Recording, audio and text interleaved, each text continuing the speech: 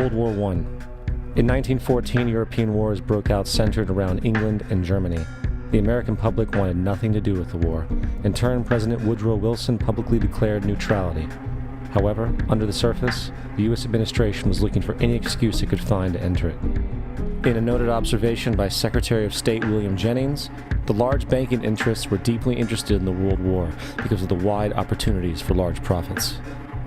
It's important to understand that the most lucrative thing that can happen for the international bankers is war, for it forces the country to borrow even more money from the Federal Reserve Bank at interest.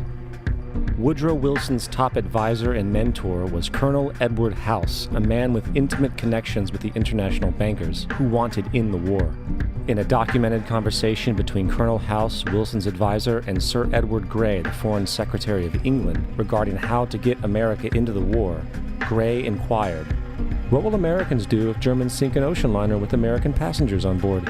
House responded, "I believe that a flame of indignation would sweep the United States, and that by itself would be sufficient to carry us into war." So, on May 7, 1915, on essentially the suggestion of Sir Edward Grey, a ship called the Lusitania was deliberately sent into German-controlled waters, where German military vessels were known to be. And, as expected, German U-boats torpedoed the ship, exploding stored ammunition, killing 1,200 people.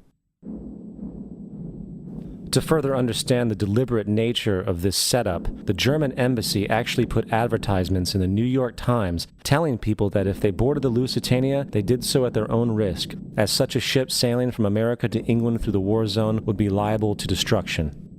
In turn, and as anticipated, the sinking of the Lusitania caused a wave of anger among the American population, and America entered the war a short time after.